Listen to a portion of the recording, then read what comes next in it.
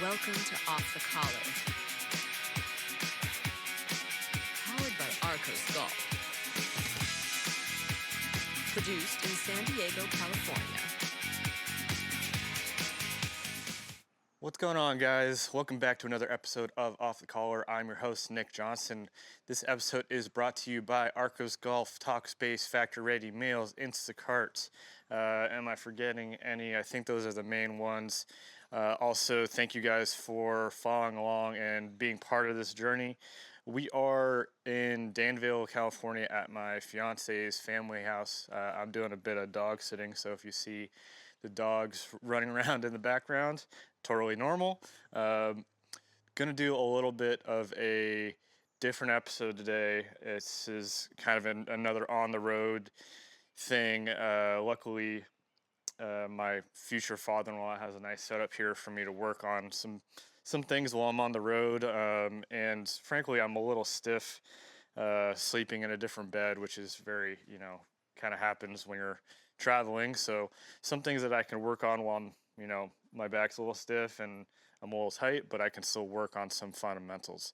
To start out this episode, as usual, we're going to do a breathing exercise for you guys to follow along, and then three gratitudes for the week. So breathing exercise, I think, really for me right now, with the overall tightness in my body, I need to go do some yoga, getting some heat. I have really bad hamstring flexibility, so it kind of stems from that. If you guys really want to see it, that's pretty much as far down as I can bend right now. So something I've always constantly had to work on. I don't know where it comes from, whether it's genetics or just some bad luck, but something I've always had to work on is my hamstring flexibility. So going into the breathing exercise, let's do some heavy breaths to start. So in through the nose as a little bit of, give it a little bit of extra oomph. Hold it for 2 seconds and give it some extra on the way out. So doing that just to get some blood flowing. So I would do that for 10 reps just to get the oxygen flowing in your lungs.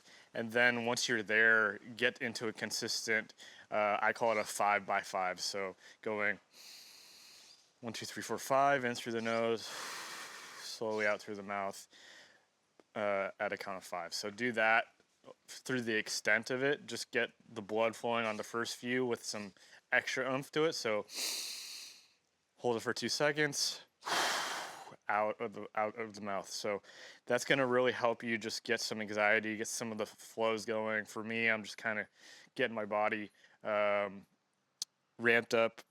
This is Smalls, by the way, if you can see him, a little chihuahua.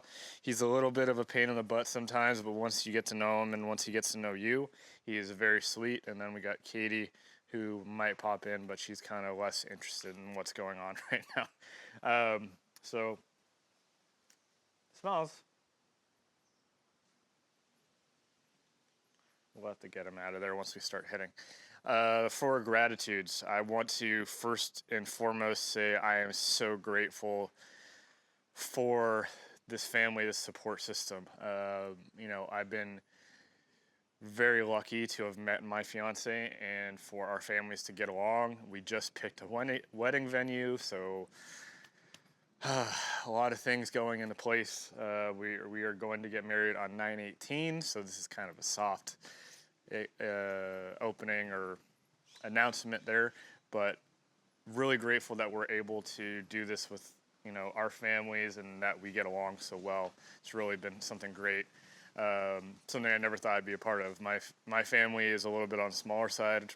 My fiance's family has 40-50 relatives up here, so we're very excited to be able to do this. The other thing is, I'm super grateful that that these animals have been able to deal with me. I've been, a little bit worried. I've been doing some dog sitting the last little bit just for a side hustle. And, you get some animals that sometimes don't gel with you. And, I was a little nervous. I had dogs growing up, but I was a little nervous with taking care of animals. They're not always the easiest. This little guy in particular, um, you know, the first time I have a mark on my leg because he bit me the very first time I met him. So, it takes some learning and some growing, some patience, and figuring out what these animals, how they like to be treated, how they like to be communicated with. This little guy, really, I have to be firm but soft at the same time. It's a weird combination. So, grateful to have those experiences, and really, if my fiance is watching, or my future mother-in-law, I really do love this little guy, and they're probably shocked to hear this, but he has been great this week. I was a little worried because he does get a little protective, loves to bark, but as you can see, we've been here for the last few minutes. Pretty docile right now, pretty good, well behaved. I think he's looking for a lizard. Smalls, what are you doing? You're gonna be on a podcast. You have no idea what I'm saying. Anyways, very grateful for that. And then I think lastly, what's the thing that comes to mind? Experiences is the first thing that comes to mind. We drove all around the Bay Area looking at venues. We drove to Reno to look at different places to live, different neighborhoods to live. My sister's getting married on Friday to a guy that she's been with for quite some time now. So we have all these opportunities and these experiences to witness and be a part of, and it's really, I'm very grateful that we had that. Not everybody has that ability to have those people in their lives, and I'm very grateful for that. Crazy, my sister's getting married.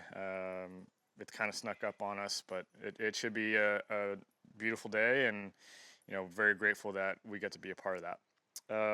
Now going into what I'm going to work on a little bit here. So like I said, I'm a little bit stiff, and I'm trying to still get some work in, but not overextend my back or my body.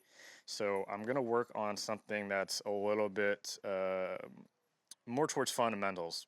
So as you can see here, I have a club down on the ground, and I want to give you guys something that you can use too when you're at home. You don't need a net or a fancy setup. You don't even need necessarily balls, but for me, it'd be weird just to be, I'd lose interest pretty quickly if I didn't have something to hit. So I remember the very first time that I hit balls in a backyard to a net. It was during COVID. Maybe not the first time, but to an extent, because during COVID, as you guys all know, there was nothing really we could do for a period of time. Everyone was in a panic. We were all locked down. So we had bought a net at my parents' house, and we had, some balls here, and I would get really bored really quickly. I would hit a few without any real intention, any real setup.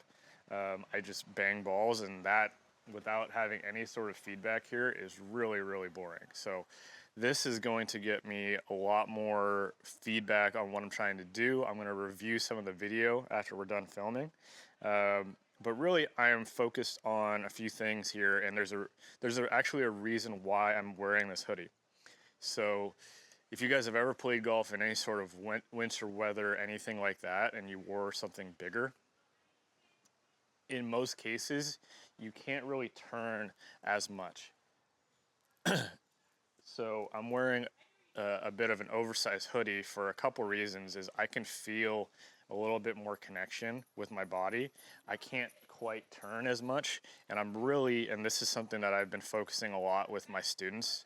I've been giving lessons here and there, and I try to just focus on, the first basically club length of the golf swing. That's really the most important, because that's where the rubber meets the road. Impact is so much more important than wherever I am back here. I could do, if you see back in the 1980s, 1970s, there's so many weird swings, but they all get to impact basically 6 inches behind the ball and 6 inches in front of the ball a lot of good golfers are very, very similar. So this is something I'm always preaching, and I've been playing golf since I was 5 years old, and this is still something I do to this day to just work on my fundamentals. So a few things. I'm going to work on my setup. There's also a reason why I am hitting balls without wearing shoes. I want to feel where my weight is in my feet. I want to feel a little bit more connection to the earth and using the ground to my advantage, and it's going to help with my overall balance. There's not a lot of times where you're playing on a course or where you're on the practice tee and you get to play, hit balls without your shoes. And that's something I always recommend is golf for me at a certain point is timing my lower body more than my upper body. My upper body is more reactive to what's happening with my lower body. So a lot of my triggers are actually connected from the waist down. And I'm just trying to initially, or I should say essentially, connect the upper body to the timing of the lower body. So what I'm trying to work on here, we'll get our setup. Smalls. Sorry about that. Hopefully the noise canceling is working on this microphone. So a few things I'm working on here is I want to take the club back along this line here. So the club head, sorry, Smalls.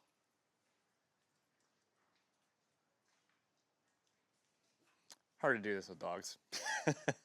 Anyways, so I want to take the club head itself down this line of the golf club. Now, there's a lot of amateur golfers that have issues with this club going a little bit too far inside. So then when you have the club too far inside, it's hard to time up the body and everything without getting stuck behind you, and you end up flipping at the ball, which could be you either time it correctly. It's basically a third of the time is the way I look at it. A third of the time I'm going to time it correctly. A third of the time I might hit it to the right. A third of the time I might flip at it and hit it to the left. So there's a lot of timing to it where if I eliminate a few things, my timing can just be focused more on the bigger muscles and using a little bit more turn around the ball. So I do that in a couple different ways. So first, what I'm trying to focus on, like I said, is keeping the club head itself going down this golf club I have on the ground. One other thing I want to mention is keeping everything in line together on the mat. I see a lot of people kind of hit balls without any sort of visual intention. Now, there's a few things going on here. A little bit of it is laziness on my part, but ideally I would have this turf mat line up with this turf mat so that I get square visuals all the way down the line. Now, there's a couple ways to look at it though. I want to keep myself square to the line on the outside of the mat. The line on basically the square of this mat, while the angles of this mat up here are going a different direction. So it allows me to focus on what my space is, and it gives me actually a bit of a sense of direction by what this is. So hopefully that makes sense. What I'm doing is I'm tricking my brain a little bit, because when you're out on the course, you're going to have different things that might catch your eye. And if I am focused on what I can do here, what I see up there is just going to give me an orientation of what I have here. So, like I said, in an ideal world, I wouldn't be lazy and I would move this turf to line up with this one. But because I'm a little lazy, I'm going to look at it in a different way, and I'm going to focus on what I can control and use it to my advantage. So again, what I'm going to focus on here, and I'm just going to do little motions because again, I'm a little tight and I want to just focus on impact. So I'm going to take the club down the line, the club head down this shaft line, and I want to basically keep my hand line going down my foot line. So as long as I keep the head outside of my hands, the club head outside of my hands, I have more of a chance to turn, and the club's going to go naturally into a spot that I can actually play from. If I get into a spot where the club head goes inside that playing line, then I have to do some sort of redirection, with my turn, which any sort of redirection usually involves inconsistency. So I'm trying to control a few things.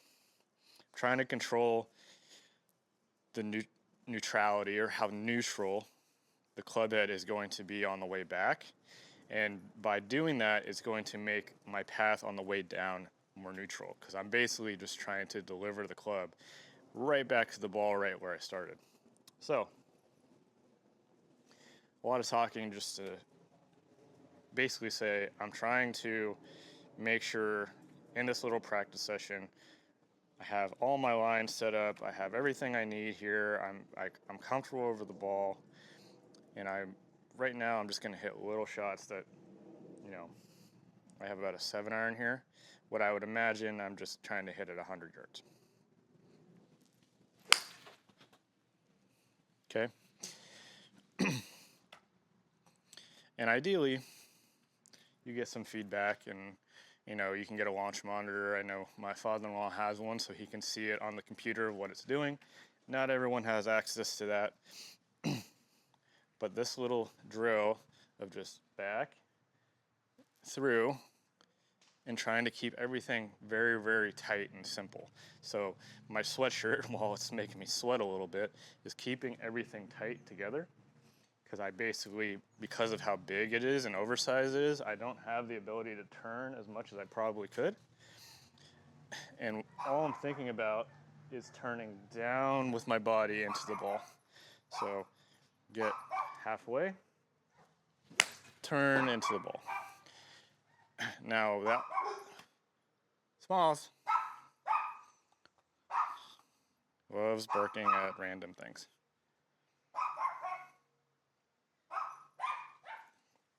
So that one, ironically, while we're working on it, I actually hit a foot behind the ball. So I felt it kind of, basically I drop kicked it into the ball. It's okay, I'm still working on things, but ideally for what I'm intending is when I take it back into the ball, I'm trying to just pick it clean. And this is something that I don't normally do. I'm actually more of a divot maker.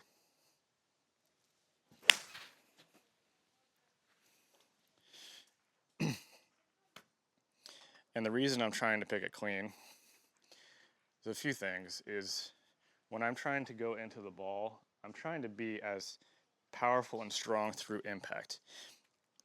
And when I make a divot, typically the heel will grab into the ground and turn the club face over. So when it hits the ground, it'll catch the heel first, and it kind of turns the face down. So that's kind of my habit. One reason I had to change irons recently to something that doesn't dig as much, which has helped me a lot. But this club here, actually fairly similar to what I was using, where it has more of a flatter bottom. I don't know if you guys can quite see that there, but basically when the club connects to the ground, this part of the club was grabbing, the heel was grabbing, which when I am making a positive motion, usually I'm turning my hands over. And if the club is already turning over, I was essentially what would be called a drop kick, but I was hitting a professional drop kick.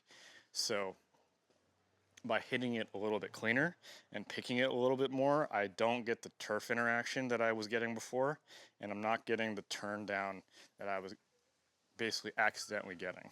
So a few things that I'm trying to work on there is this has always kind of been in my overall intention, is trying to keep my swing path, the first 6 inches, very neutral, and the rest of it kind of takes care of itself. If having a club there is a little bit scary for you, Another great drill, Nelly Korda does this, Justin Rose. You put a ball basically right behind the ball in front of you and try to keep them in line with each other. And when you take the club back, you push that ball away. Now, the problem with that is what happened there. The ball just basically went off into nothing. If you're on a range, if you're,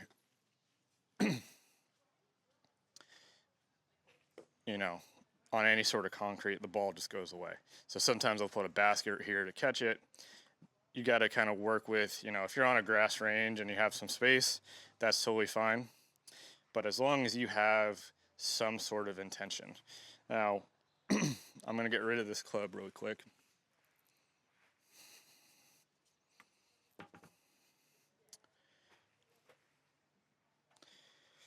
And a few things I have been doing with my students is creating a track. So I'm going to show you guys here really quickly.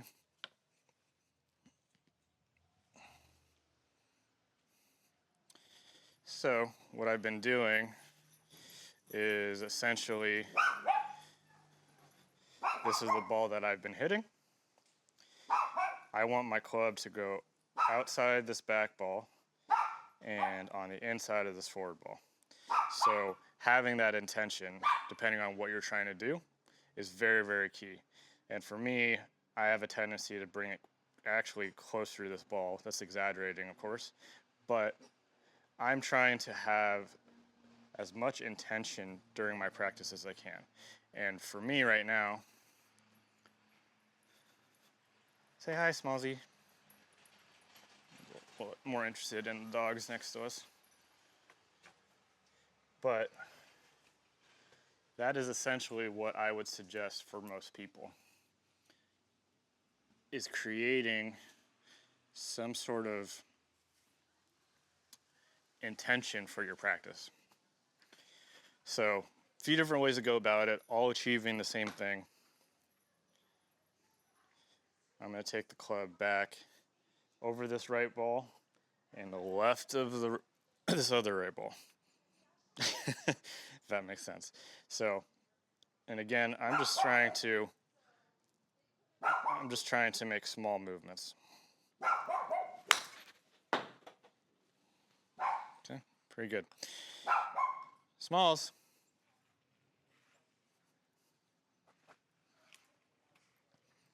If you guys have made it this far in the video, thank you guys for tuning in. Hopefully this is giving you some things to work on. Now you probably saw there, what was I doing?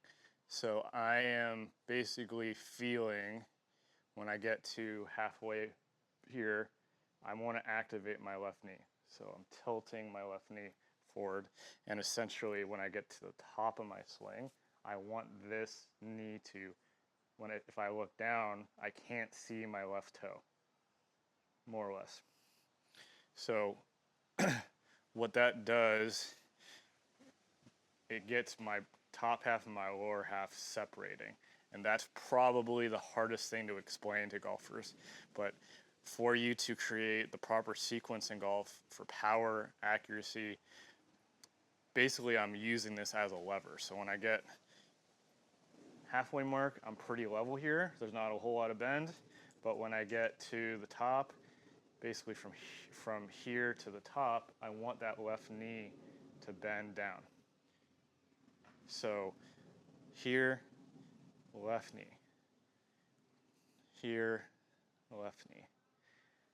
And on the way down, I'm not even thinking about my upper body at this point. I'm trying to get this out of the way. So what's really good about that is when I get to the top and I bent this down, I have all this room here to travel down into the ball. A lot of what I see, especially on younger golfers when they're trying to create power, is they get here to the top of their swing, and there's not any space to deliver it down into the ball. They usually get to the top, and I'm going to hit it really hard, so let's overextend into the ball, which if I slow it down here, when I go into the ball, if I left it here, I have all this room, right? But I'm going to put it just right here. Watch what happens when I overextend. See how the club goes forward? There is no way in hell from here that I can touch any part of the ball without just going like this. So there's a lot of things that would go wrong with that. So what I'm essentially trying to do, I go neutral here, I get to the top, bend that knee, and now I have all this room here to deliver the club into the ball. And on top of that, this will go away from the ball, and that's how you use the ground to create as much power as you possibly can. You watch any guys right now on tour, especially the ones that hit it far, this side effectively is jumping out of the way and going backwards. There's a lot of guys, Padraig Harrington's one guy on the Champions Tour you see do this a lot. Scotty Scheffler does this effectively, but not intentionally as far as I'm aware.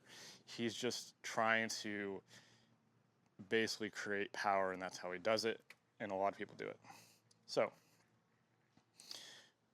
here, a little bit of knee bend, get out of the way. Okay, not bad. My assessment of that motion, I still hit it a little fat. So I could do a couple different things. Usually for me, when I'm hitting it a little fat, I am losing my angle here, or I am not getting this out of the way. It's just effectively the same thing. So the other thing I can do is move the ball a little bit further back. Usually if you're hitting it fat, you're bottoming out a little behind the ball. So if I just make sure the ball gets in the way a little sooner, that should help. Yeah, and I made perfect contact there. So this is a lot of feels. One obviously bad thing is you can't see what it's doing in the air. So right now, these are very small little drills that I'm just trying to make sure when I hit club face, I hear that nice clicking sound. That's really the name of the game here. I'm trying to hit the middle of the face with some intention, doing little things to kind of just work on fundamentals.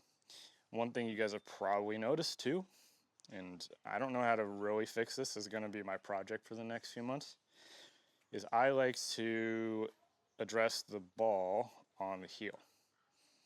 I don't know why. I've always done it. It just looks right to me. So what that does though is I have to basically reroute the club so that I can somehow hit it in the middle of the face. Which again, I don't want to reroute anything if I don't have to. So work on the same thing, but I'm going to really focus on getting that ball in the middle of the club face, and I want to take the club away slow.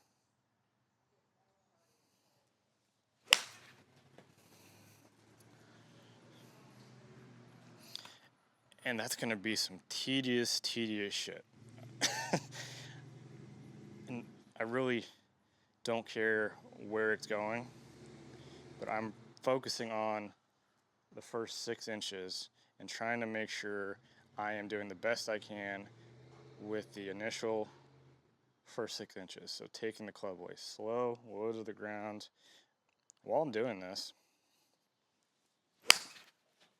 I'm actually noticing that I am putting pressure on the club and it's getting stuck in the ground. So one thing I've been working on lately, and I feel like it's just constantly my issue, is I've been working on elevating the club a little bit. So what this does is keeps my takeaway, when I elevate it, keeps my takeaway one piece away from the ball. Everything's working together. Chest, shoulders, arms working together. So many times I see people just pick the club up with their hands, and it just gets a lot of bad habits by doing that. So I'm working on the same thing here, just trying to work on my path for 6 inches, middle of the club face. See if I can take it away really, really slow.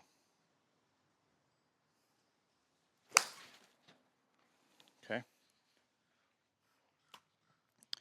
One thing I've noticed from the tournaments I've been playing, I've always had trouble, probably since I was a little kid, of getting too excited and trying to hit the ball too hard, or, you know, my habits when I'm watching myself on the course on film, I swing really, really fast. I don't know where that comes from. Maybe it's nerves, whatever it is.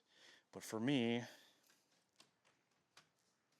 it is really hard for me to take this club away really, really slow.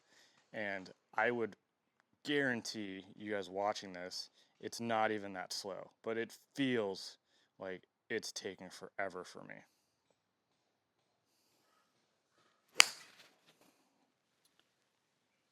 And I'm pretty, you know, pretty fucking athletic when I do that, because I feel like I am gathering everything I can and then taking it through the ball. I almost equate it to like chopping a tree or chopping wood, or, you know, you're trying to build as much momentum as you can.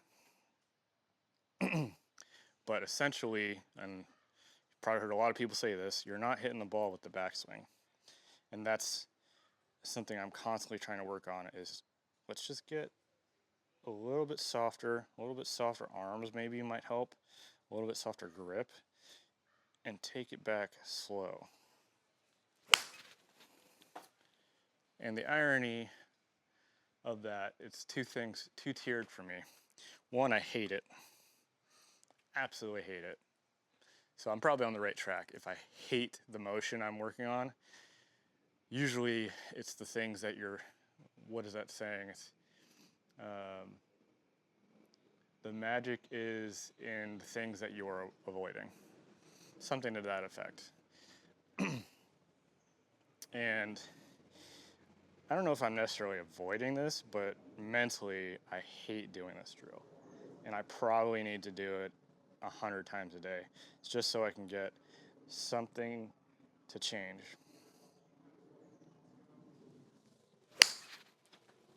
The irony, since I've been doing that, and I'm a little distracted because I'm obviously doing an episode here, but just by slowing down my backswing, I have more awareness of where the club is. I have hit every single ball dead solid. Every single ball. And if you're asking how do you tell if it's dead solid or not, because I don't get to see it in the air, it's just the crispness of the sound. I don't think I've hit the turf itself the entire time. I've just focused on slow and away from the ball.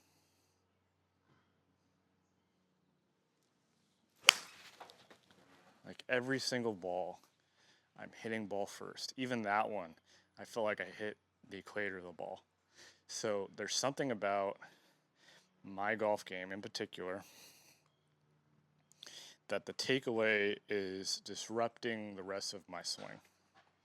I need to start, and this is going to be my goal for the next few months, like I said, I need to start the club away from the ball together as well as I possibly can. This motion right here, I've told a couple of my students, if you're just at home watching TV, put your hands together like this and just 1, 2, 1, 2, 1, 2.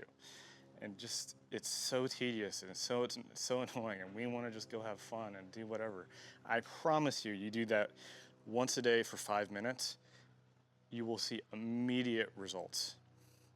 And that's probably what I should be doing, to be honest. So just 1, 2. 1, 2. Anyway, thank you guys for watching this episode. If you've made it this far, be sure to go check out our link in bio. We have a bunch of deals from all of our amazing sponsors: Arcos, Instacart, Factory Ready Meals, Talkspace. And if you guys want to donate to our journey, I do have my Venmo in there. I would do a crowdfunding, but they take a little too much, and I'm trying to get as much support as possible. So feel free to send any donation you can. Anything helps. We got some life changes going on, but we got some tournament golf that I'm preparing for. I got events in 2026 that I'm looking forward to. We're going into my first time in winter months, so it's going to be a fun time to really dial in everything and work on little things like this. And, you know, frankly, if anything has taught me from these lessons I've been giving, for full transparency, I'm not certified, I'm not a lesson guy, but I've been doing it just to kind of do some fun things, and also I enjoy it. I didn't think I would enjoy it, but I do enjoy helping people and seeing them improve. And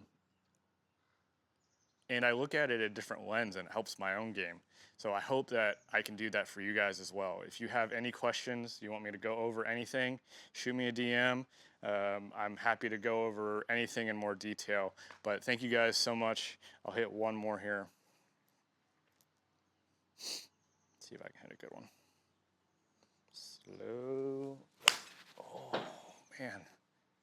You can just feel it. It's so much better. Thank you, guys. I will see you on the next episode. Peace. This has been Off the Collar. Be sure to follow and subscribe.